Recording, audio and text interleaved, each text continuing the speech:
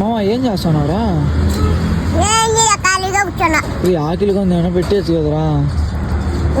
మాదే కొత్త shop open చేయను, రారా?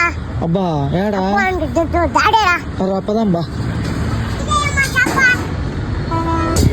ఏం తింటావుయా? గోపి రైస్ తింటా బా. వేడి వేడి చేస్తున్నా చూడు. ఎట్టుందో చెప్పురా.